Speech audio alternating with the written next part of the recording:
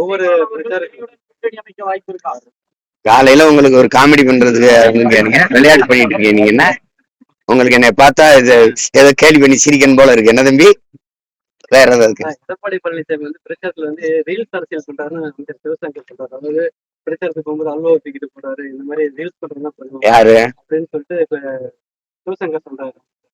அவங்க அவங்க அவங்க என்ன பண்ணாங்க? தம்பி உதயநிதி செங்கலை தூக்கிட்டு ஊரா சுத்தலையா? இவர் ஐயா அல்வாவை தூக்கிட்டு போறாப்ல. என்ன ஒன்னே ஒண்ணுதான் இருந்தது. அந்த எய்ம்ஸ் மருத்துவமனைக்கு ஒரு செங்கலை ஒண்டி வச்சிருந்தாங்க ஒரு 15 வருஷமா. அதையும் தம்பி திருடிட்டு போயிட்டாப்ல. இவரு அல்வா நான் வந்தேன்னா அல்வா தான் கொடுப்பேன்னு காட்டுறாப்ல. போங்க இதை போய் பேசிட்டு இருக்கு என்ன? தமிழக மீனவர்களை வந்து இலங்கை தொடர்ந்து சிறைப்படுத்திட்டு வராங்க. இந்த நிலையில வந்து இலங்கை பிரதமரும் நம்ம இந்திய நாட்டு பிரதமர் சந்தித்து ஆலோசனை இருக்காங்க. பல்வேறு மீனவர்கள் நலன் சார்ந்த பிரச்சனைகள் பேசியிருக்காங்க. ஒரு தகவல் சொல்லுங்க, என்ன நலன் சார்ந்த ஒரு தகவல் பேசியிருக்காங்கண்ணே, அப்படி ஏதாவது சொல்லுங்க பாப்போம். தம்பி தம்பி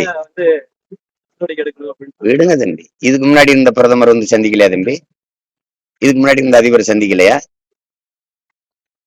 தம்பி? அவங்களுக்கு நாங்க வந்து ஒரு உயிர் கிடையாது. முதல்ல நீங்க இதை ஆழமா உள்வாங்கிருங்க. ஒரு ஓட்டு அவன் என்னை வச்சிருக்கிறதே என் நிலத்தில் இருக்க வளத்துக்கும் என் வரிக்கும் தான்.